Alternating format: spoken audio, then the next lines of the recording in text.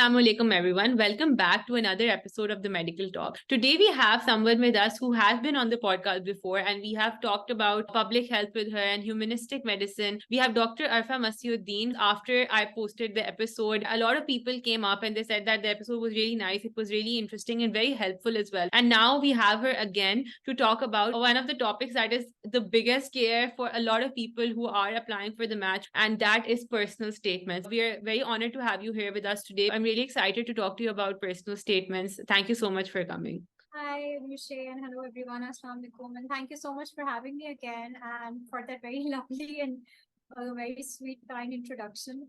Happy to be here. Happy to share my knowledge with everybody who's applying for the match this year, and I really hope it helps them so that they can just chase their dreams and get to where they've always wanted to be. So, Dr. Arfa, you also help people with writing personal statements, especially for the match cycle, because it's a very, very important component of the application. And I think everyone who's watching this podcast knows that it's a very big deal when you are applying for the match, and your personal statement is very important. And you do help a lot of applicants with that. So, how did you get into this area of work? And you mentioned this before the podcast as well, that a lot of people ask you that since you did not apply for the match yourself, so how did you get involved in this work and how did you get the experience for this? So maybe you could talk about that a little bit and share your experience with writing personal statements. Sure. So basically, when I was still in medical school, I had friends and seniors who were applying for the match, and I used to help them out with it because I had this thing for writing. I was into narrative medicine. If you see my personal blog, there are a lot of write-ups on narrative medicine. So, I always had that. And then when I was in A levels, I had English language as a subject instead of the general paper. And I ended up getting the highest marks across Pakistan. So that was like the academic validation that I needed for my writing skills. So when I started offering spoken English classes to people, I also statements. Again, because my friends used to come to me and I used to help them write this, my seniors. So, I started learning about it. And I've always had this belief that if I'm doing something, I ought to do it. I ought to give it my 100%. So I also started listening and attending to workshops and seminars that would be held for, on personal statements, how to write them, what you should include. And like with practice, with experience, it's been 3-4 years now almost. And alhamdulillah, we have like a very good success rate. So the thing about writing personal statements is that, so all the people, all the applicants who are supposed to be writing these personal statements, they're not into the system. They're writing these personal statements so they can get into the system. They're not attendings yet. They're not residents yet. So them and we're kind of at the same level. You see, the only difference being that I haven't written my USMLEs and they have. But I have a medical background and I have firsthand seen struggles they've gone through. I have a lot of my best friends, a lot of my very close friends are still applying for the match. A lot of them have already. So I really firsthand know. Secondly, if I were sitting for the steps, if I was sitting for the match, it requires a certain mindset. And you only need to be a medical graduate and having, pursued the exams and everything. So I feel like that kind of, I don't have to be an attending already or a resident already in order to be doing that. I just need to be a medical student who knows what the whole process was. I have been a medical student, so I have that knowledge. The entire process is about and what all is required by the program directors and the programs and the selection committee. So, that combined with my creative writing skills, that kind of what gives me that leverage. I got really good feedback from the residents and the attendings. The personal statements were shown to. Because of course, when the candidates write it, or they had me to write it, they would give it to their mentors for review and feedback. And that was good. And like I said, by word of mouth, it kept spreading. Like, obviously, there was something right that I was doing that I'm still doing it. And it's a very, very super busy season. So busy that now I've expanded my team and I have background and a public health background.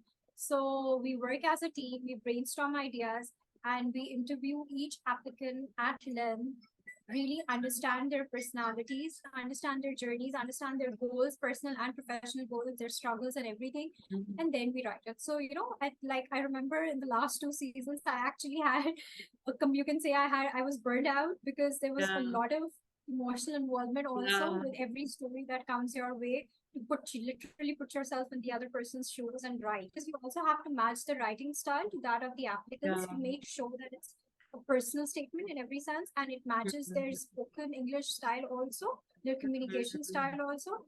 So, discerning what where the right balance is, how to keep it very real and yet Yeah. a very perfect personal statement that delivers who they are, their strengths and their story.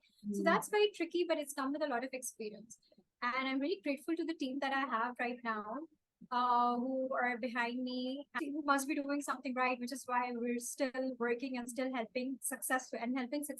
Yeah. And So I think yeah. that if you were a resident or an attendant, you wouldn't have been able to write such good personal statements, because right now when you're writing, you're at the same point in your life as the applicants who are applying. So you really understand what they're going through. You really understand what they want to put on paper, what their life is like. So it's better that you're not a resident or an attending, and you're a storyteller, a very natural storyteller from what I've learned about you in the past. So it all works out. And I think it's amazing that you're helping so many people. My master's in health Mm. policy and management. And I'm also very big on humanistic medicine. So I feel like all of that gives me an edge because it adds a very unique perspective. Because when I'm interviewing the applicants, I help them think and brainstorm also. Yeah. So, it gives a very unique perspective to that. And that's definitely a plus point rather than if I was just doing, I don't know, if I was not into public health. If someone wants to write their personal statement themselves, so what is your advice to them? Where should they start? And what is the first thing that they should do? Ideal time to start writing a personal statement is way back in major, because once you start there are so many drafts that you come up with, so many versions of it. So it's a very it's a very strenuous process. You really have to put your creative thinking skills, your writing skills onto work and figure out what is it that you want the programs to be knowing. So you absolutely need to start early, much early. But Mm. even if you're starting right now, I would say that first off, you need to tell yourself that you have invested. Because I know writing is not a piece of cake Yeah. for everybody. And again, that brings us back to the point that why am I even offering these personal statement services? Because the whole ethical consideration point comes in between. And then again, my argument has always been that somebody who is a very skilled and knowledgeable doctor, physician, and they have all the necessary skills that can help them deliver excellent patient care. Just Mm. because they're unable to write in a language that is not their mother tongue, Yeah. I feel like that is super unfair. If Yeah. there is something you want to know about their story, maybe there's so many other things that you Yeah. can do. You can have video messages recorded, like MNCs now have their interviews. You can have them record it and put it up. It's a tad bit unfair that you're right, how well you're writing out your story gets to determine whether or not it plays, if not gets to determine, but at least plays a big Very part major in role. those interviews. So that is why we offer these, and I feel like the applicants need all the help that they can get. So once you're sitting, my advice to anybody who's starting right now, see, first you need to motivate yourself because you will tend to procrastinate a lot because it's writing. What do I write? How do I start? So you need to tell yourself that you have put in so much to get to this point. So this is just a part of it. And you just need to relax and know that, okay, I am telling my story. Everybody loves talking about themselves. So just pretend that you're talking about yourself, but you're talking to paper. Yeah. So you start writing down, just think back to how it all started. When was the point you decided you wanted to go into med school? Was it while you were in intermediate? Was it while you were in O levels? When was it? When was that point? There has to be something that makes you invest that much money and energy that you go and sit for your MCATs, you go and write those exams, and you get into a medical school. Yeah. What was that point? What was really happening? And then you create a timeline of your life. Okay, med school happened, then internship happened, then my house job happened, I did observerships. When was the point you decided you want to go to the US? Why did you decide to go to the US? Was it peer pressure? Was it because everybody was doing so? Was it because you had family there and you had the financial and emotional means to go for something like that? Yeah. So, there's a lot of introspection in it. The easiest way to go about it is, again, sit back, start right from the beginning. What was it that made me go for it? Once you have it written down, once you have your story written down, pick out the important points, important events that happened, and events that were highlighting your strengths. Mark those out and then decide, okay, these are the important points that I absolutely must include in my personal statement. Yeah. Now, there is a certain general theme about the personal statements, but there is no set rule. How you keep the tone of your personal statement depends entirely upon. If someone's a very emotional person, maybe they can lean towards the emotional side. If someone's not like that, they're very driven, you write a personal statement like that. So every story is unique, every personality is unique. So your personal statement has to be catered around that. If you feel like you do not have an extraordinary story to tell, you just simply base it around your opinions in healthcare. And the one thing I always say is that you ought to have a personality to be able to pursue this. The clients that I struggle with the most are the ones who have nothing to say. Because when I'm writing a personal statement, I interview them at length. There is a whole set of questions that they're asked, and they have to respond to them so I can understand them and know their story. But if you don't have any opinion to give, you don't have any thoughts to give, then I can't create it out of dust, and neither can you. So again, think about things. Our medical students forget that it's not just the treatment plans and pathology, physiology, pharmacology that they need to study. You need to be aware of the world you're living in. You need to be aware of the problems. You need to have opinions. So jot down those opinions that are very relevant to the healthcare spectrum and think about those. Think about how you can include them. Focus on aligning your goals with the program goals. Most of the programs have a similar goal, right? Delivering healthcare, quality healthcare, patient satisfaction, whatever is it. So try and talk more about that. Try and somehow incorporate it into your personal statements. There's this iceberg theory of writing in which you are showing, not telling. And you don't go and say, oh, I have excellent communication skills. You just narrate an incident or an event, and then that talks for itself. A lot of clients ask me, a lot of applicants are like, how do we tell about our qualities and traits? So there are a lot of ways to do that. You have to really brainstorm about how you can do it. For instance, I'll just give you an example. You can talk about, okay, when I was in medical school, okay, maybe you're just talking about a list of events that happen, and you can create a rhetoric out of it, a very poetic way of writing it, and you can say, okay, I learned resilience from the time this happened. Tell a story. Yes, tell a story. Create that poetic flow to it. I'm not saying this has to be an award-winning essay or anything of the sort, but if you realize that there are too many things that you need to be putting in, then you have to create a flow of some sort so that it does not sound like a list. So, sometimes using repetitive phrases like those really works because it creates a flow. So the themes that people usually cover are: you give an introduction about yourself, you talk about why you chose medicine, you talk about why you chose your specialty, you talk about why US, you talk about why the program should hire you, and what kind of program you're looking for. So these are the main themes that need to be covered, and there's no specific order in which you need to do that. It all depends upon your story. A lot of times I start off the personal statement, we're talking about why that specialty, and then we relate it back to why medicine was chosen and in what way. So there are a lot of ways to go about it, However, there are some very no things also that you don't include. Again, don't steer towards politics, don't steer towards religion, don't steer towards anything that can be remotely controversial, because you don't know who's sitting at the other end. What may be excellent in the eyes of one program director might not. So it's best that you steer clear from all these controversial topics. Yes, and you stick to what is very relevant. Again, while you're putting in the experiences, be very careful of the fact that these experiences are all very relevant to your medical residency in the US. They would not want to know why you were having an ice cream on a hot sunny day and how that like something like that. It has to be related. It has to make sense to the person reading it. Put yourself in the place of the program director. What kind of a resident would you want on board for the next 4 to 5 years? You would want someone who's reliable, who's responsible, who will not promote a toxic work environment. So you think along those lines, and somehow you incorporate those into your personal statement. Everybody talk now, a few questions that have now become redundant, such as why medicine and why the US? Why medicine? You don't necessarily need to have a sob story about it. Not necessary. But I think a lot of people, they think that you need to have a very sad story. They think that there has to be something very sad that will appeal to the program director. But I think, as you mentioned, that it's not true. Again, it's you don't necessarily have to talk about it, because हर किसी की life में कुछ बुरा नहीं होता. People are inspired by medicine just because they see someone really happy being a doctor. You know, why do we have to make it all about sadness and tragedies and losing someone? Don't kill people just for the sake of putting it into your personal statement, because that's not going to work. Be original. If something like that happened, it's okay. You can accept it, you can own it, but then also tell what you learned from it. For example, like for instance, if somebody lost a relative relatively early on in life before they started med school, and they saw how that could have been saved, because okay, say for instance, somebody's relative, grandmother, grandfather, uncle died, passed away due to a heart attack, myocardial infarction, ischemia.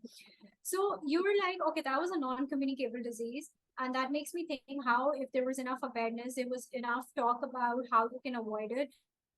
If if they monitored their cholesterol levels, their blood pressure, it could have been avoided.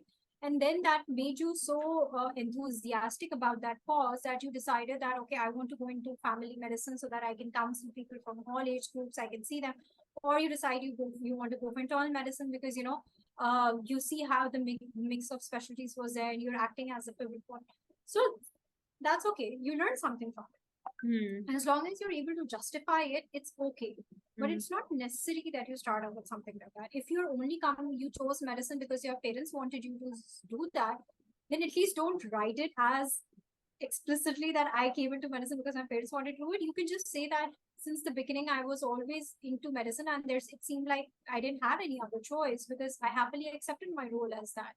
I come from a culture where being a doctor or a teacher is great prestige, and that was what I naturally went towards. And luckily, I enjoyed what I did. I wanted to try it, but in such cases, always show that you made a very informed decision. So you can say that by saying that perhaps before I joined med school, I volunteered at some medical camp, or I volunteered at some hospital, and that gave me insight into what my life of a doctor looks like. And I decided that yes, that was something I was up for. You can even say that I wanted to do something else, but I got diverted from there towards this. But it's okay as long as you have a solid justification for it, and you are able to show that you are enjoying what you're doing and that your decision is a well thought out one. Then that's all right. It's okay to do that. Secondly, there are a lot of other ways to relate. You can relate a hobby to medicine. You can relate any favorite quote or favorite character or a song lyric. I remember this one personal statement we wrote in which I borrowed the applicant had really liked this particular anime character, and that anime character was famous for her resilience and determination. So we related that to her personality, that how she is resilient and she never gives up and she has been working hard. And we wove it in the entire personal statement, and it turned out to be great, and she didn't mind. So it's like you have to be creative with these. Again, if you're putting in a quote, you're starting off with a quote or you're ending it with a quote, you need to know what it means. Okay, you need to understand what it means. You need to make sure it's also relevant to medicine. So that when you talk about it in the interview, you're not left like, oh, what I'm talking about. They don't see like you just used it as a filler. So that is one thing. You can use some inspiration from childhood. For example, like in the beginning, I was always good with being around kids, and whenever the kids were gathered of the family at one place, I was the one looking after them, and so I developed a natural inclination towards peds was the specialty that I chose. Something like that. That's okay. You can come up with various different ideas for that. So it's also okay to talk about your struggles. It's okay for you to talk about it. Just make sure you don't write something that goes against the American culture, because those people have a certain mindset, right? So if you talk about something like that, that is going to be a red flag for them, then that might just go against you. For example, you cannot say that I was dependent on my parents throughout my med school year. After med school, I graduated, but I was preparing for my exam, so I wasn't earning. I was dependent on my parents. Don't say that, because that is not acceptable over there. That's not their culture, right? So you have to act very smartly. Just back to why US.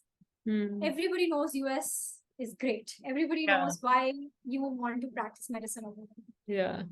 Maybe just address it in one line, and don't put dedicated entire paragraph to that. Instead, talk about your strengths, talk about your experiences, talk about your journey in med school. Because I'm sure when you've gone through each rotation in medicine, something must happen there. Like I remember back from my med school days, back from my house job days, when I was writing when I was writing narrative medicine blogs on my, I used to write at the end of each rotation.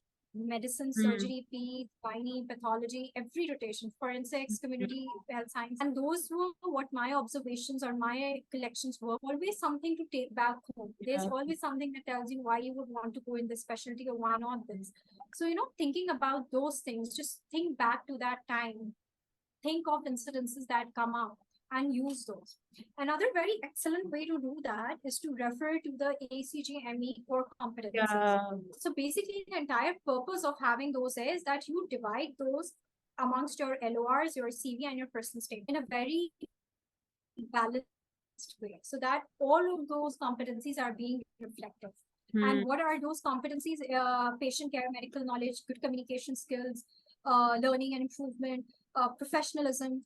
Then you have empathy and compassion, critical thinking, problem solving, reliability and dependability, innovation, self-reflection and improvement, teamwork and leadership. The list goes on, right? There's Mm. so many of these. Try and incorporate these. Now, what I tell candidates is that sit down, make a list of each of these competencies, and then think of, okay, do I have an example to go with it? Do I Mm. have Mm. any incident in my life or experience that can prove that, yes, I have this? Write those down. Then pick up the most important Mm. ones. You cannot cram everything into your personal statement. So pick up the most important ones, maybe two or three, not more than that, and then just base it around that, right? Mm. Create a story out of that, link it. Another thing, a lot of times I've seen that when, like, so I do reviewing of personal statements free of cost also. So like the Mm. candidates, the applicants just have to send me their personal statement and tell me the specialty and the math cycle, and I will review it and I'll give them feedback on how the personal statement is, and there are absolutely no charges for that. Yeah. So when I'm doing that, a lot of times I feel like one paragraph was written on one day and another was written on another, and they've just been put together. There's Yeah. no flow between them. There's no story. There's no coherency between them. So that is something you have to work on. You have to make sure, okay, if the last paragraph की जो ending है या उसका जो theme है, that is seamlessly integrated with the one coming in the paragraph after them. So Be that is what like a story, right? yes, right, Yeah. like a story. For example, in one paragraph, I talk about how I saw my mother. For example, if my mother's a doctor, I see how my mother was multitasking and how compassionate she was towards her patient. And I link that to the point that I saw the same compassion in my mentors at med school. And then I relate one incident that happened at med school in which I was also a part of it. And then in the third paragraph, I related to how I want to carry forward the same compassion in my patient care. So you really have to sit and think about it, that how you can, relate each of the paragraphs to make sure that Mm. it's flowing. It doesn't sound like Coherency it's is very picked out important. of. Exactly. Another couple of things that candidates usually do, like they come up with, is some red flags like low scores. So you don't talk about the low scores if you don't want that to be brought up. If the low score was due to some accident, a medical emergency, a health emergency, or something, then maybe you can just mention that it happened in this year, but you don't mention that this was the reason why I had bad grades. You don't Mm-hmm. mention the bad grades, but you just mention that this happened in this year, so that if they Yeah. talk to you about it during the interview, you can always refer back to it, and you Mhm. have your basis covered. Again, whole year of graduation.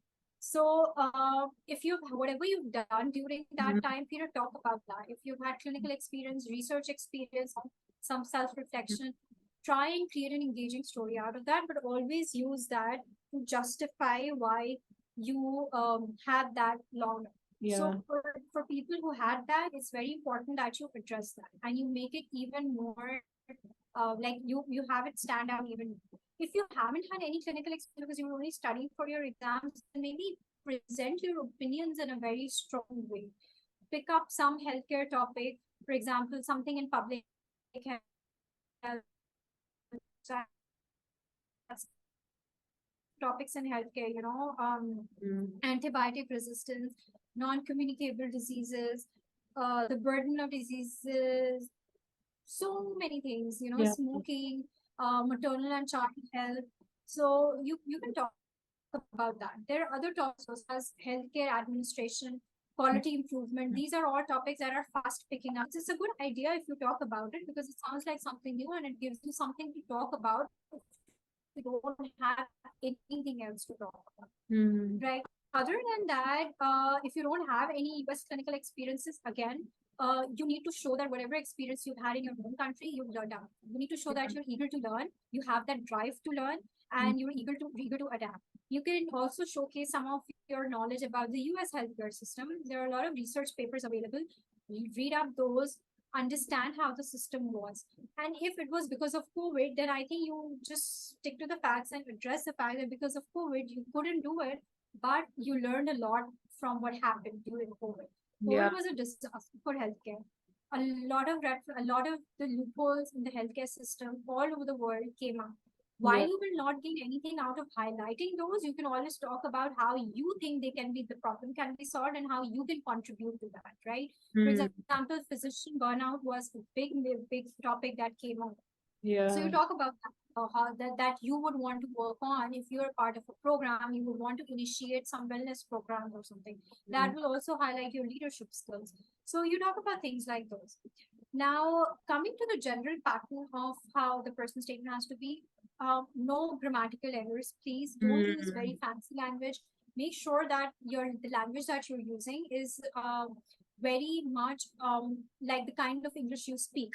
A lot of times you will not be speaking good English, but you want a personal statement to be written in a certain way, and when the person will be reading it, they call you for an interview, see the stock difference, right? And that will not sit well for you. That will not get you very you. It should be something that you are very confident holding on to, and you're very confident talking about and owning. No grammatical errors. You can run it through some, like, I'm not a huge fan of Grammarly because I feel like Grammarly, the unpaid version also has a lot of errors in it.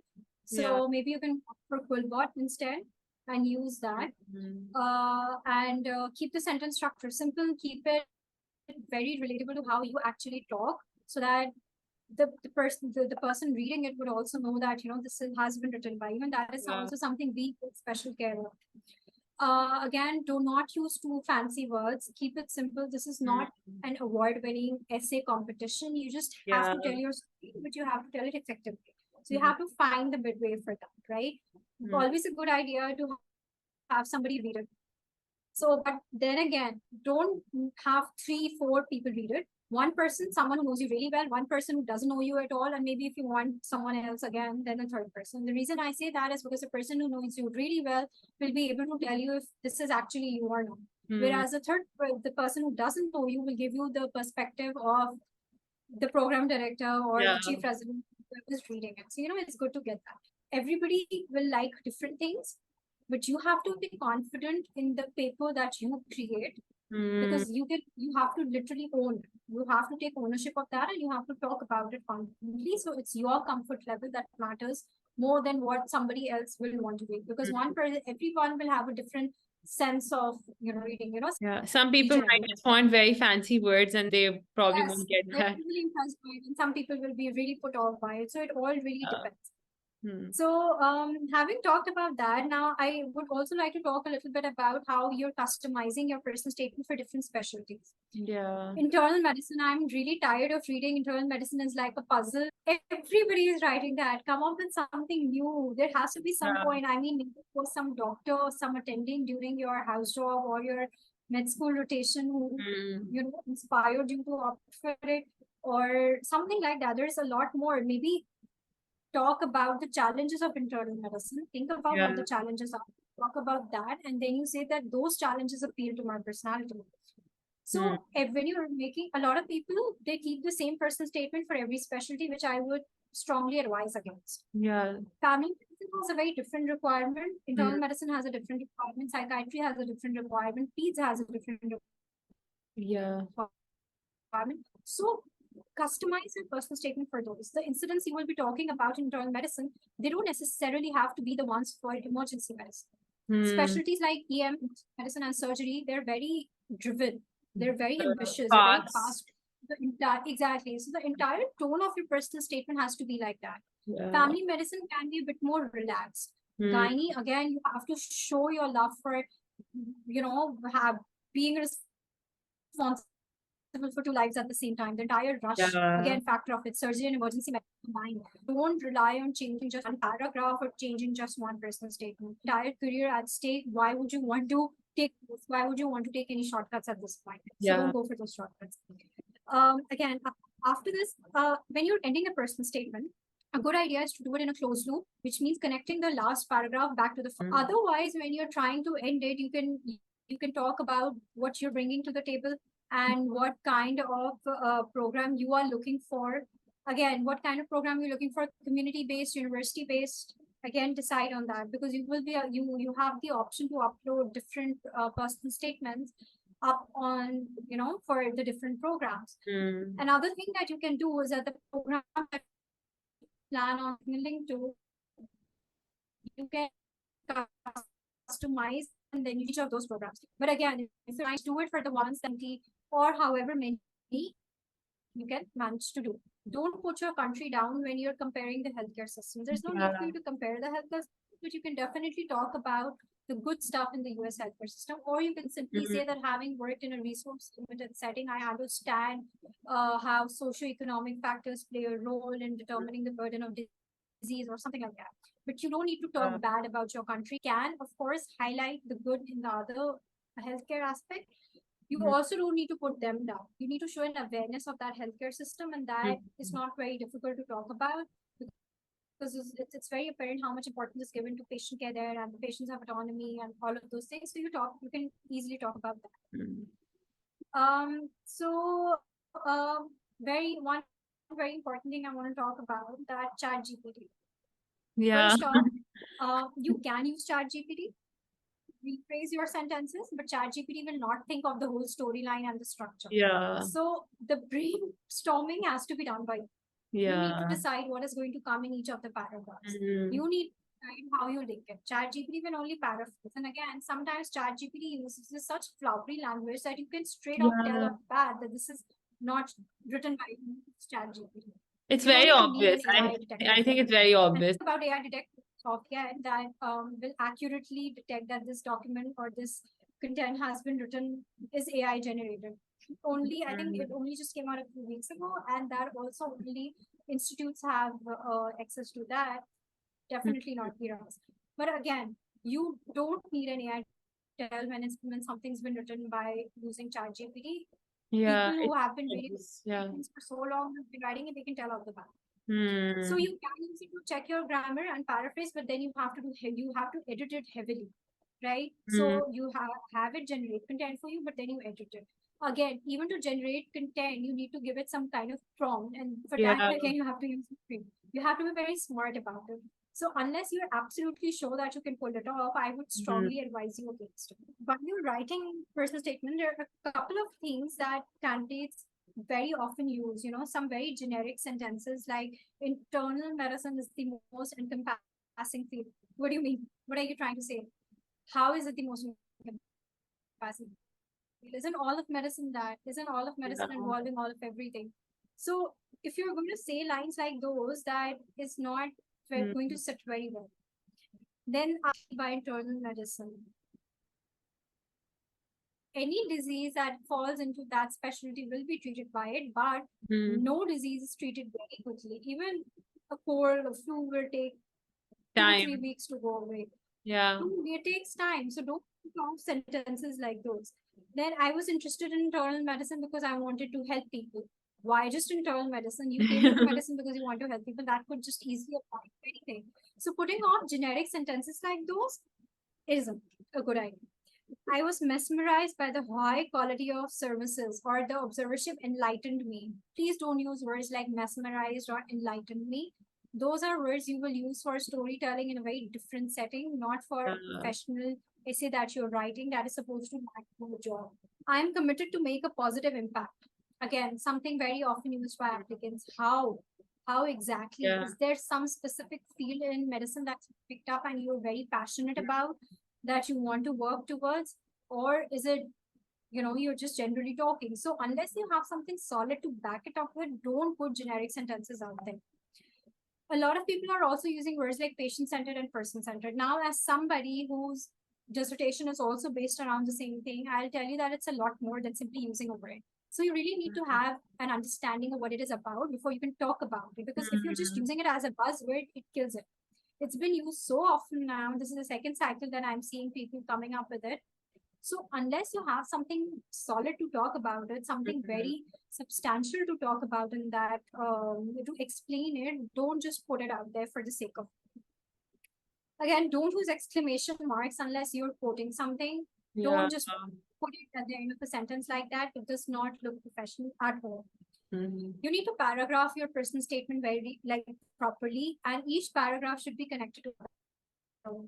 And it's not necessary that each paragraph will be of the same length. Maybe the first will be smaller, then second and third will be bigger, and then the last ones are going to be even smaller. Yeah. There's no length as to how it should be, as long as it's flowing and as long as one paragraph is addressing one theme.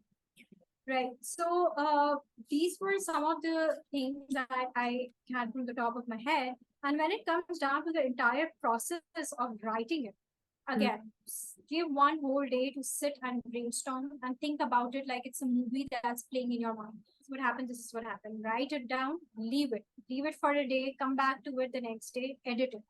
पहले draft में तो अपने जो whatever's coming to your heart, write it out. Whatever you feel happened, write it out.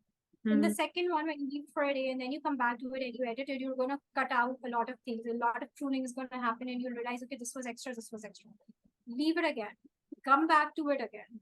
Come back with fresh eyes. And then start, once you have your final draft ready, then show it to a couple of people. And again, remember that the people you are showing it to, you ought to trust their judgment. You also ought to know that they have enough time to review it and they know what they're talking about. They understand it.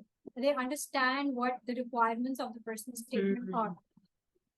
Again, a lot of people will give you a lot of advice. Don't just take every advice blindly.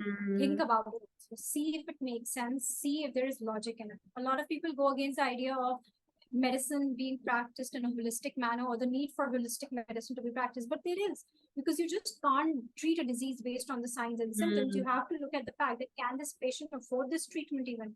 Can the patient even afford to go and get the diagnostic tests done? Yeah. So it is holistic.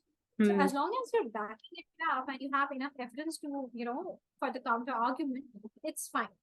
And once you're done with all of it, don't make any last minute changes to your personal statement. Once it's done, it's done. Have faith in it and just know that at the end of the day, it's a piece of paper that you're telling your story in, and it's your first introduction to the program director. It is like you speaking and you captivating them, getting their interest, and literally telling them that yes, I deserve to be interviewed at your place. So keep that in mind. And this is your first impression on the program directors, on the chief residents, on people you might be potentially working with. So just these things that you need to be careful of. And again, one thing I would definitely repeat as often, please have different personal statements for different specialties.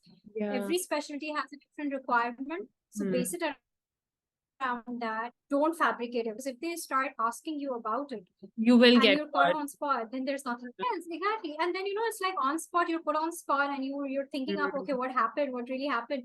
It really reflects badly on your integrity, and that is the number one thing that we're looking at. So don't even risk that. Yes, you can talk about your hobbies, you can talk about painting, you can talk about stuff like candle making, sports, but again, if you're relating it, then make sure you can relate it effectively.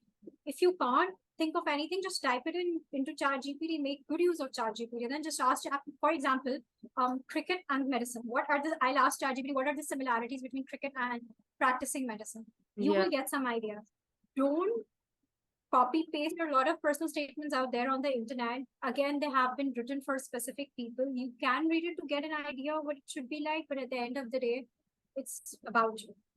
And one last thing that I just forgot is that there are people who have done their residencies in their home country and then they're applying. So for all of those people, it's very important that you have a solid reason for why you're doing it.